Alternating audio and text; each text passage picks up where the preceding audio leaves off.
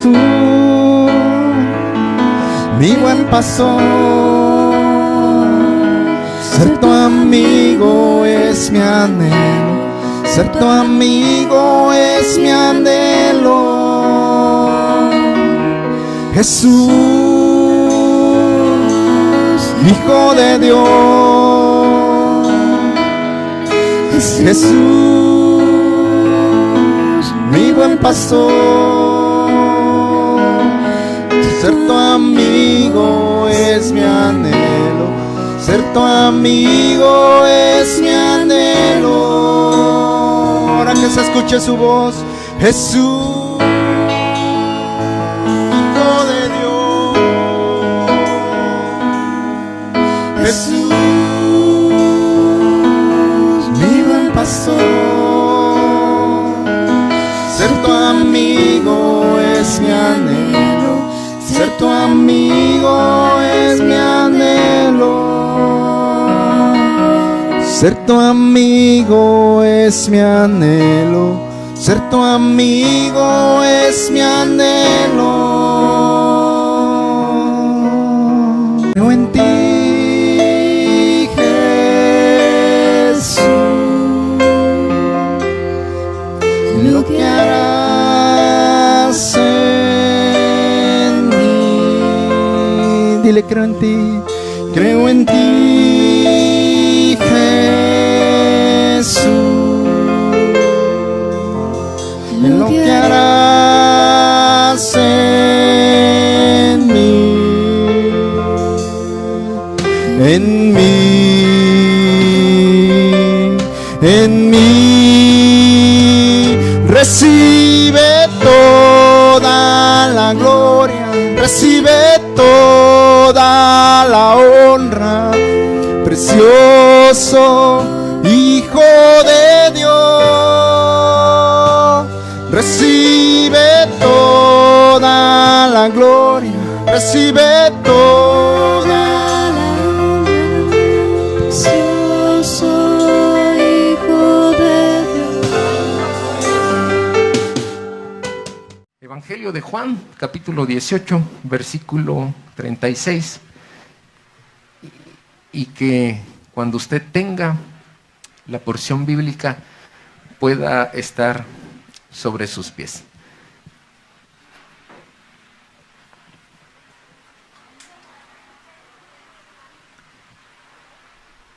Lo vamos a reiterar, reiterar el pasaje, Evangelio de Juan, capítulo 18, versículo número 36. Amén. Cuando usted tenga esta porción en casa o aquí en la reunión, incluso ahí en casa puedan estar sobre sus pies, si son tan amables, lo reiteramos, Evangelio de Juan, capítulo 18, versículo número 36, y lo leemos en el nombre del Señor. Dice así: respondió Jesús, mi reino no es de este mundo. Si mi reino fuera de este mundo, mis servidores pelearían para que yo fuera entregado a los judíos, pero mi reino no es de aquí. Señor, habla a nuestra vida, estamos listos y queremos escuchar tu consejo. En el poderoso nombre de Jesús, amén y amén. Ocupe su lugar, por favor.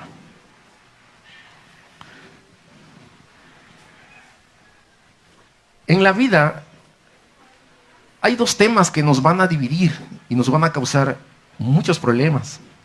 El primero de ellos es la religión. Bien, Jesús lo había advertido que iba a poner espada en medio del hogar, entre nuestros familiares. Y otro tema que nos puede llevar también a las diferencias es el tema de la política. Cuando nosotros tratamos de abordar entre amigos, hermanos, conocidos, un asunto de esta naturaleza, no siempre vamos a llegar a los mejores acuerdos.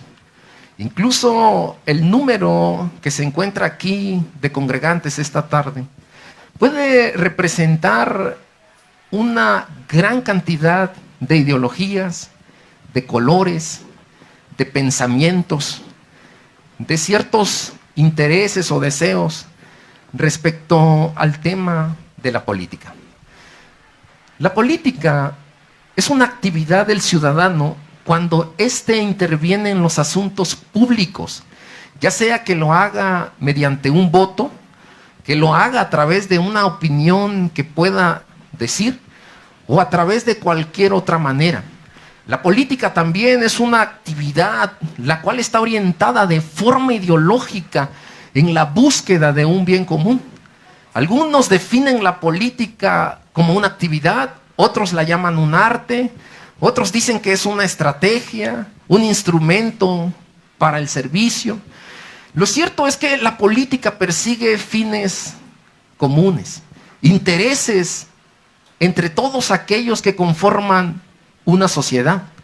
La política es el instrumento que se utiliza para darle el equilibrio a todas estas expresiones ideológicas y todos estos intereses de carácter común en una sociedad.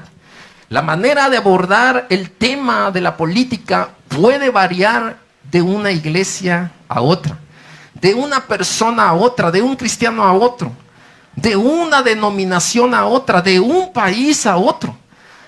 Tenemos incluso dentro de la misma iglesia, en la misma ciudad, expresiones o ideas distintas respecto al mismo tema.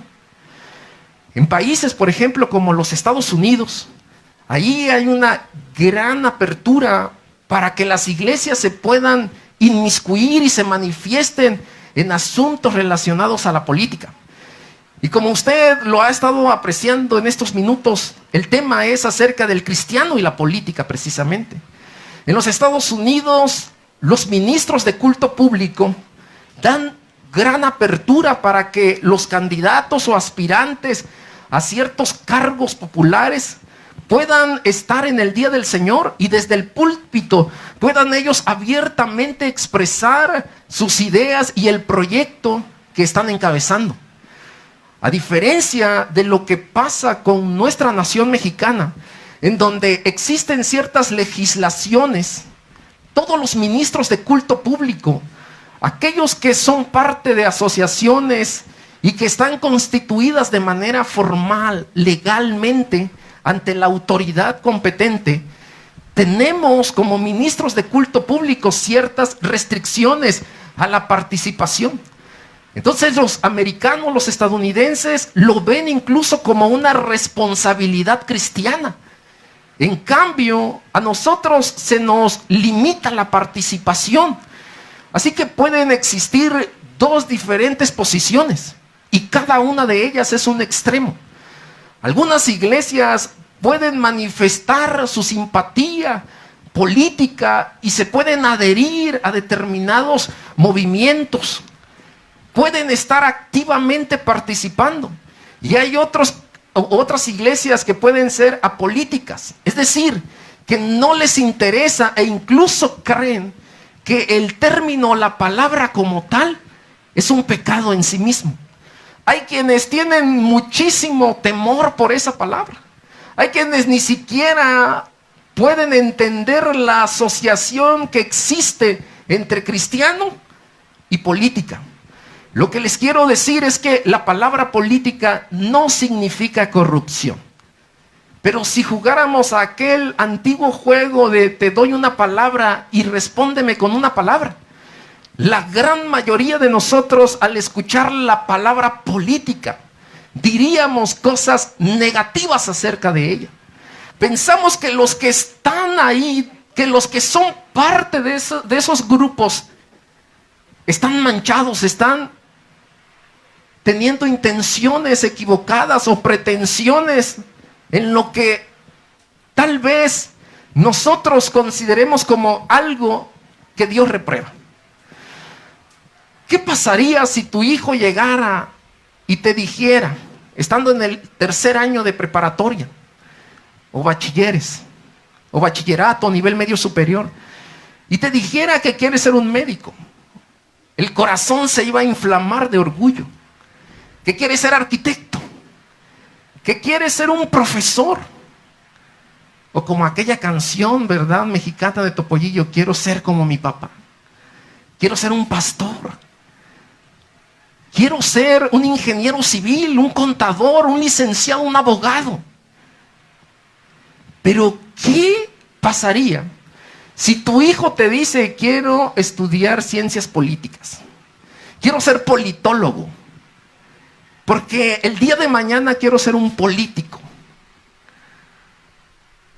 Ese orgullo que te pudiera causar el hecho de que él quiera ser un médico o tener otra profesión, se iba a desmoronar.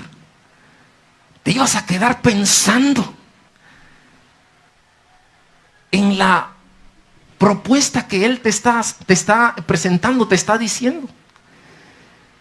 A muy pocos de nosotros nos gustaría escuchar de alguno de nuestros hijos o parientes que quiere ser un político.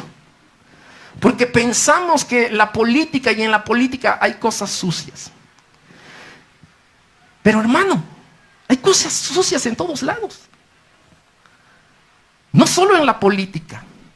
La política, en cierto sentido, puede ser amoral. Los buenos o los malos son los que hacen política. El dinero es amoral, el dinero no es bueno ni malo. Lo malo es lo que muchas veces hacemos con el dinero. Pero hay personas de una moral bíblica intachable que con el dinero pueden hacer cosas muy buenas en beneficios de los demás. La pregunta que quiero plantear este día es si un cristiano puede participar activamente en los asuntos de política. Y mi respuesta simple y llana es: sí puede hacerlo. Un cristiano sí puede participar activamente en estos temas relacionados a la política. Para entenderlo mejor, lo primero que necesitamos hacer es separar. ¿Y qué es lo que vamos a separar? Tenemos que separar el concepto de iglesia del concepto de ciudadano.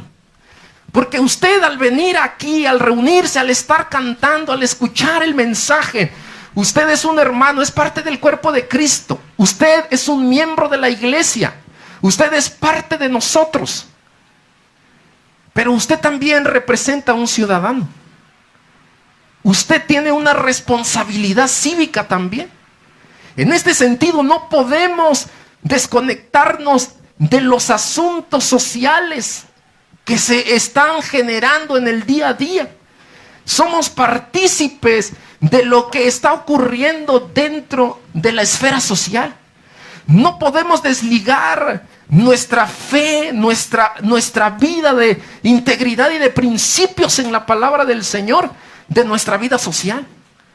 Somos cristianos el día domingo a las 12:30 en este santuario, como somos cristianos el día lunes a las 12:30 en nuestro lugar de trabajo. Amén. Somos cristianos que honran y glorifican a Dios dentro de la iglesia, pero que también lo honran y lo glorifican fuera de la iglesia. Y todo lo que hacemos, beber, comer, hacerlo para la gloria del Señor. Aquí nos reunimos entonces como iglesia, somos una familia, y a menudo enfrentamos un conflicto de una doble ciudadanía. Tenemos una doble ciudadanía. Por un lado, somos ciudadanos mexicanos y tenemos responsabilidades y derechos. Y por otro lado, tenemos una ciudadanía celestial, como Pablo le dice a los filipenses. Y Jesús lo afirmó en el Evangelio de Juan que leíamos, que su reino no era de este mundo. Y por eso Pablo dice que somos embajadores en el nombre de Cristo y que hemos sido llamados para ejercer el ministerio de la reconciliación. 2 Corintios 5, 17 al 20. Así que tenemos una doble ciudadanía y ahí entra el conflicto. ¿Qué hacer como ciudadanos mexicanos? Ciudadanos pertenecientes a la sociedad. ¿Y qué hacer como un ciudadano del reino del Señor? La participación en política del cristiano en lo individual, a título personal, como ciudadano, se puede dar de dos maneras. Una participación activa. La participación activa es cuando una persona es votada. Cuando alguien dentro de la iglesia dice: yo me voy a lanzar para diputado federal, para presidente de mi municipio. Yo quiero ser votado. De manera activa participamos cuando promovemos el voto entre nuestros conocidos. Cuando estamos abanderando una campaña política y nos sumamos a un determinado mitin. Cuando acompañamos a un político a una reunión. Pero todo esto es desde un sentido individual. Cuando nosotros promovemos algún color o algún candidato político, algún ideal, estamos participando de manera activa. Y lo que yo quiero decir con esto es que tengamos cuidado con lo que hablamos, con nuestras palabras, con nuestra boca.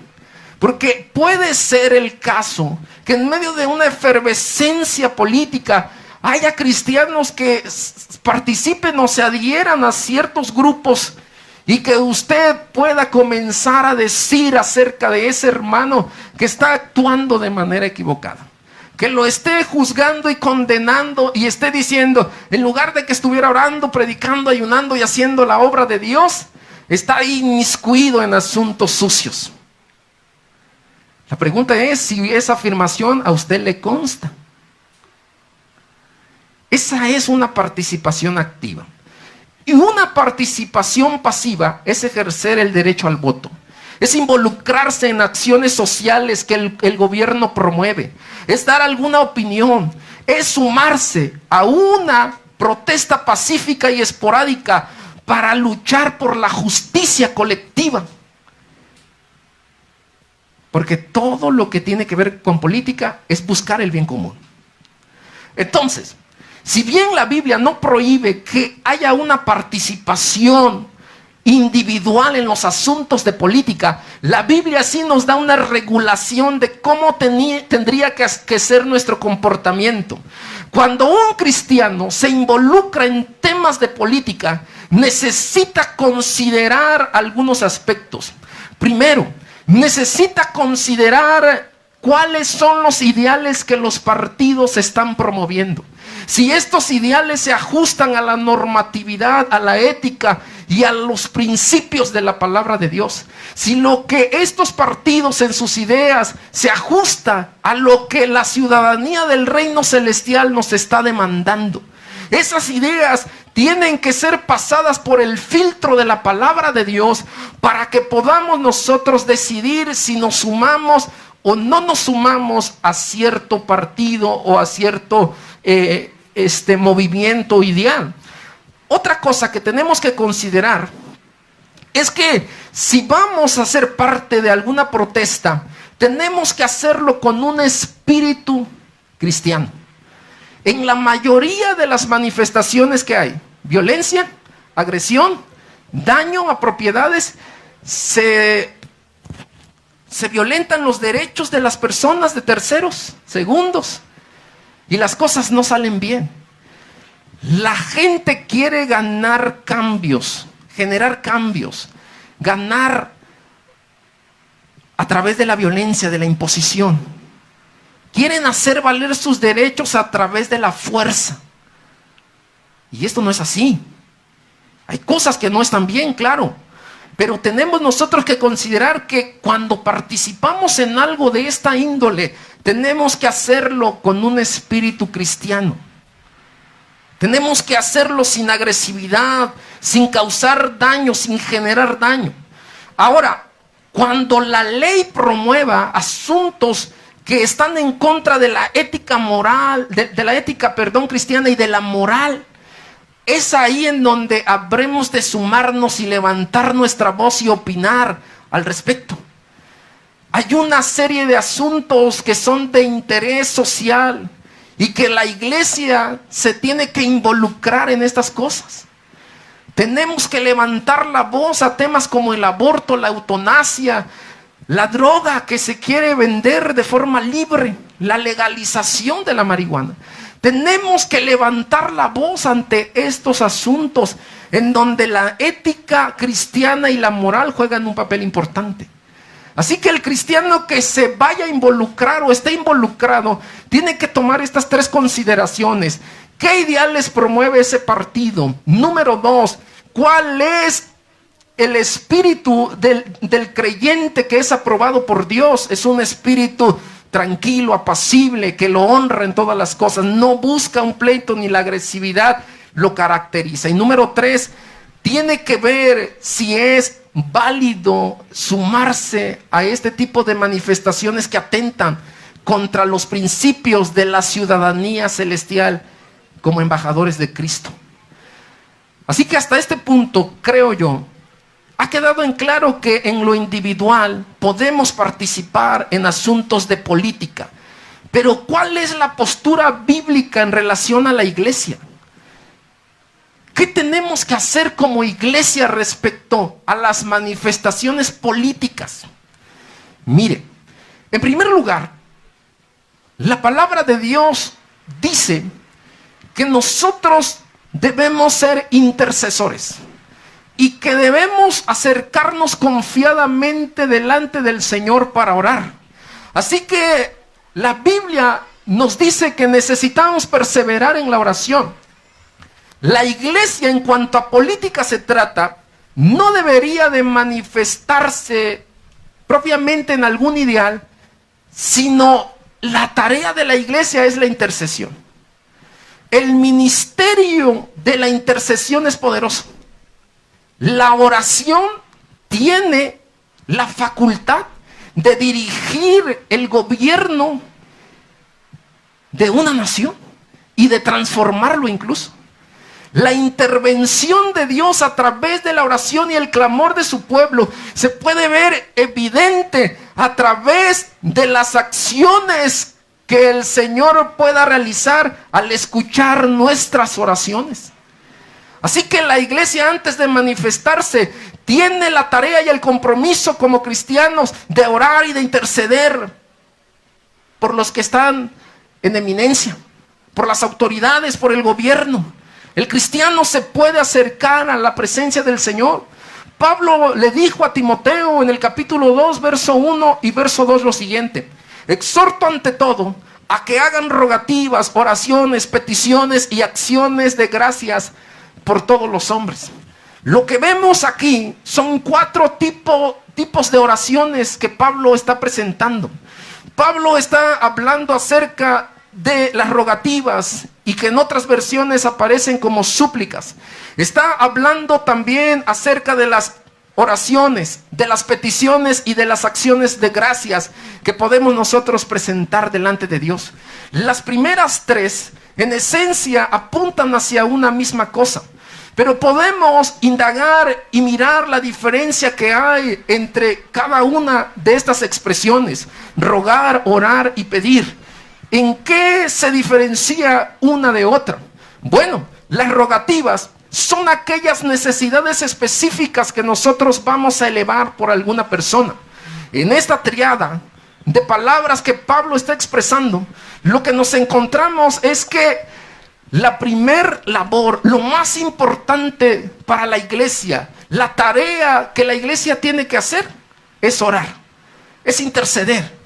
Y Pablo dice entonces aquí que antes de que podamos nosotros hacer cualquier otra cosa, necesitamos acercarnos a Dios mediante la oración. Las necesidades específicas son aquellos casos en los que algún hermano le confía a otro alguna situación por la que quiere que ore: salud, trabajo, familia, la rebelión de un hijo. Y esa necesidad específica es presentada en la presencia del Señor. Las oraciones de las cuales se mencionan aquí es la expresión de diferentes peticiones que podemos llevar al Señor. Hay muchas necesidades y estas necesidades pueden ser dirigidas al Señor para que Él pueda traer una respuesta. Las peticiones es la intercesión por otros. Es una oración ferviente. Es una oración en donde tú estás perseverando y pidiendo para que Dios traiga una respuesta, no por ti, sino por alguien más. Y al final dice acciones de gracias. En esencia, la oración es poder adorar a Dios. Y a mí me gusta el sentido de la adoración que podemos ofrecerle al Señor. Podemos adorarlo en todo momento. Podemos aprovechar cada oportunidad para adorarlo. Qué lindo es adorar a Dios, porque cuando lo adoramos algo sucede. Cuando lo adoramos, las cosas, hermano, en la presencia del Señor son transformadas. Cuando lo adoramos, podemos entender las palabras del salmista, que él quería estar ahí en la casa del Señor.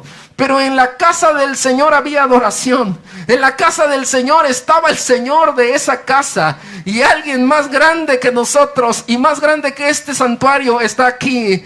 Alguien más grande está en medio de su pueblo. Y cuando hablamos con Él, Él nos escucha. Él nos atiende. Aunque pensamos que Dios no nos habla, Dios nos está hablando y nos está escuchando en todo momento. Hay quienes tienen la idea de que Dios es indolente ante la necesidad, o que Dios ignora su oración. Pero Dios está muy atento a la petición de tu corazón. Y cuando oramos, estamos adorando. Si bien ves que las cosas no están cambiando, pero el que va delante del Señor, el que está orando, está siendo transformado en medio del clamor que está elevando al Padre. El que está suplicando, el que está en intercesión, el que está presentando acción de gracias, está siendo moldeado en el poderoso nombre del Señor. Así que aquí están 4 tipos de oraciones que Pablo está presentando. ¿Y qué tiene que ver todo esto con el tema relacionado a la política? Porque hay receptores, y Pablo los está mencionando en el verso 2. Los receptores de la oración, dice, por los reyes y por todos los que están en eminencia, para que vivamos quieta y reposadamente en toda piedad y honestidad, porque esto es bueno y agradable de Dios nuestro Salvador, el cual quiere que todos los hombres sean salvos y vengan al conocimiento de la verdad. Hay por lo menos aquí 2 personas que son receptoras de las oraciones que nosotros presentamos delante de Dios. Primero dice que son todos los hombres. Está este pasaje hablándonos acerca de nuestra responsabilidad que tenemos de predicar el Evangelio. Y está diciéndonos Pablo que la oración evangelística es importante.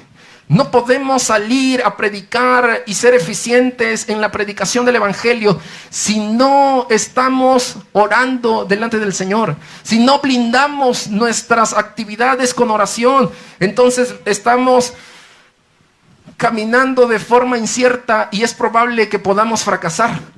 El ejemplo de Jesús es un ejemplo que nos lleva a nosotros a considerar la oración como un elemento importante en la vida del cristiano. Jesús oraba en la mañana, Jesús oraba al mediodía, oraba en la noche. Antes de hacer algo, Jesús oraba.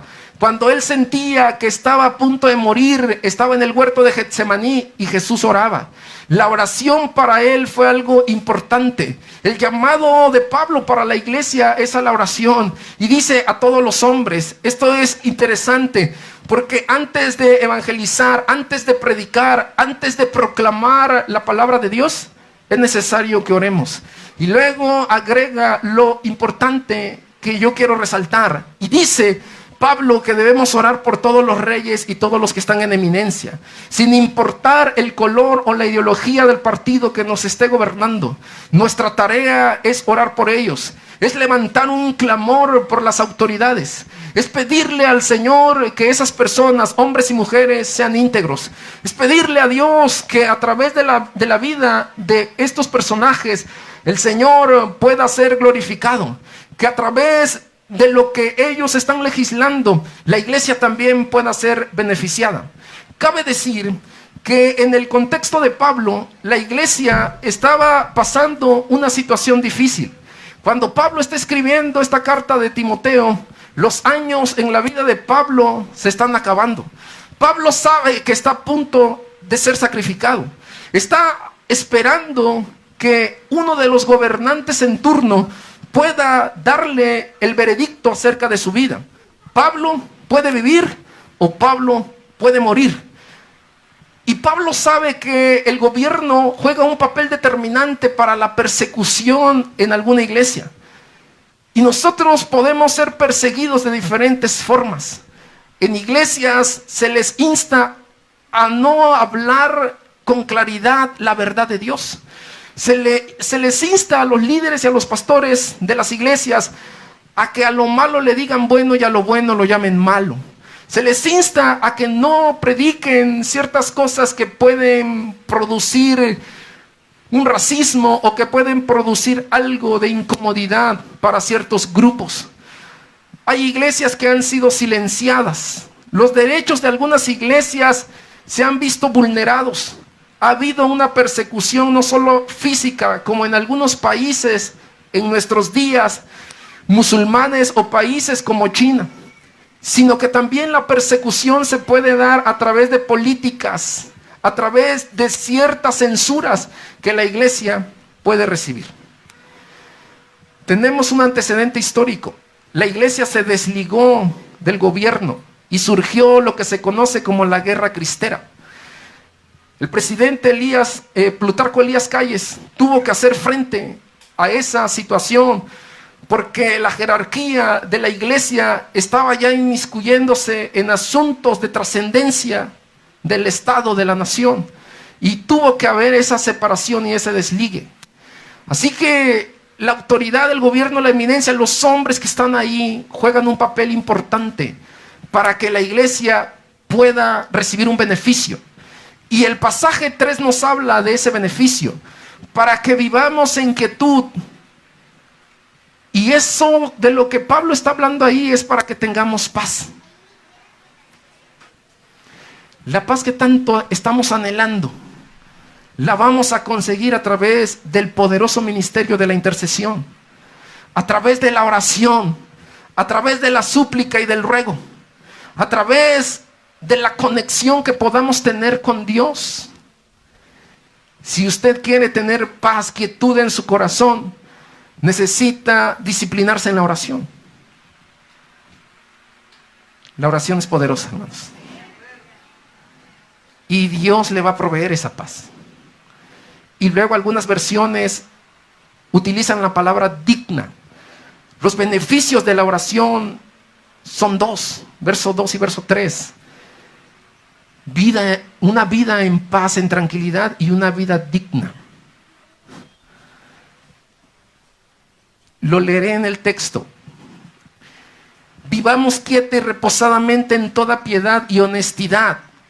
¿No es lo que todos los hombres queremos? Vivir en paz y vivir dignamente. ¿No es también algo que los gobernantes pudieran darle al pueblo en cierta medida? ¿Cuáles son las principales preocupaciones de la sociedad? Paz y dignidad. Respeto por los derechos, salud, alumbrado, todo lo que es necesario. Que no haya más violencia en la ciudad en donde vivimos. Este es un mensaje para despertar al llamado de Dios, de que en la intercesión, en ese ministerio de la intercesión, podemos nosotros alcanzar muchos beneficios. Y antes de involucrarnos como iglesia, como conjunto, como pueblo, en estas labores o en estas manifestaciones políticas, hay que levantarnos y hay que involucrarnos más en la actividad de la oración. Porque la oración puede hacer lo que nada ni nadie más puede lograr. Solo uno. Y Pablo lo menciona ahí, el mediador entre Dios y los hombres, Jesucristo, el que nos salva. El que nos ha salvado y el que quiere salvar a los tuyos también. Jesucristo, el Hijo de Dios, quien viene a darnos la paz, pues Él es el príncipe de toda paz. El Hijo de Dios, quien ha alcanzado la paz, quien ha alcanzado todas las cosas. Él nos quiere dar la paz que necesitamos nosotros. Y queremos vivir dignamente, así que oremos por los gobernantes. Pidamos por ellos. Supliquemos, roguemos. Pero ¿sabe qué pasa? Que pareciera que la oración no es algo muy atractivo para el cristiano. Pareciera que la oración es algo que hemos olvidado. Pero a mí me impresiona Lucas 11:1. Porque la petición de uno de los discípulos fue: enséñanos a orar. Ellos pudieron haber pedido todo. camellos. Usted, a lo mejor un BMW. Pudieron haber pedido lagos, ríos, mares. Pudieron haber pedido todo. Negocios. Pedro le pudo haber dicho: Señor, yo tengo un pequeño negocio, una mini empresa, pero quiero que sea la empresa más importante de todo Israel. Oye, de todo Israel, de todo Israel. Es más, Señor, multiplica los peces y que no se vayan a acabar los peces, que mientras yo saque sean multiplicados 3 veces más. Yo te vi multiplicar peces y panes y yo te pido eso. Y no, le dijeron: Señor, enséñanos a orar. Porque descubrieron que en la oración había algo. Descubrieron que la oración era importante para Jesús y que por consiguiente era importante para ellos también. Descubrieron que la oración no es solo balbucear o decir algunas palabras sin sentido. Entendieron que la oración nos conecta con Dios y que podemos disfrutarlo mientras hablamos con Él.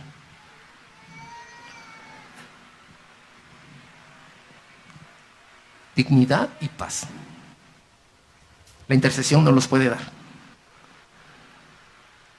Y nuestra segunda tarea como iglesia, antes de manifestarnos como iglesia políticamente, necesitamos predicar el Evangelio. Marcos 16, 15 y 16 nos habla de eso. Mateo 28, 19, 20. Tenemos que predicar. Así que la intercesión va acompañada de la proclamación del Evangelio. Y ambas cosas han de actuar en conjunto. No podemos separar una de la otra. Por eso los ministerios de evangelismo tienen que estar respaldados por ministerios de oración, de intercesión. Todos podemos hacer algo. Aunque la intercesión o la oración parezca algo no tan vistoso, ni algo digno de presunción, podemos a través de la oración, hermanos, alcanzar lo inalcanzable, lograr lo imposible, llenarnos de victorias en el Señor cuando oramos. A través de la oración podemos ser bendecidos. Así que quiero decirle lo siguiente. Si usted, querido hermano, está intercediendo, está proclamando el mensaje como iglesia, reitero, el corazón del hombre puede ser alcanzado, pero también puede ser cambiado por la verdad de la palabra de Dios. Escuche bien, tenemos que salir este 6 de junio y votar, no ser indiferentes.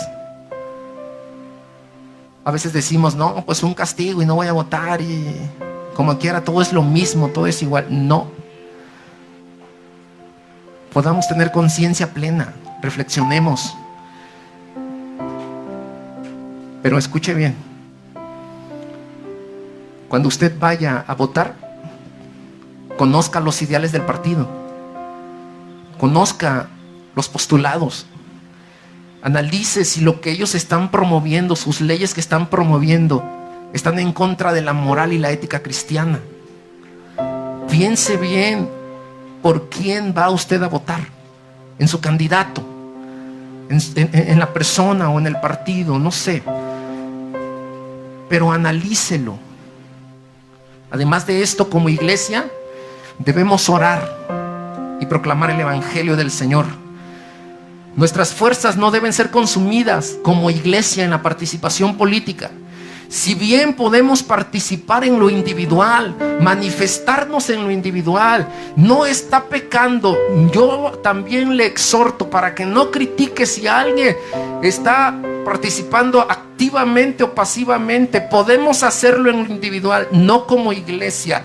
Como pastor puedo tener restricción y limitaciones para participar, pero como ciudadano yo puedo involucrarme también.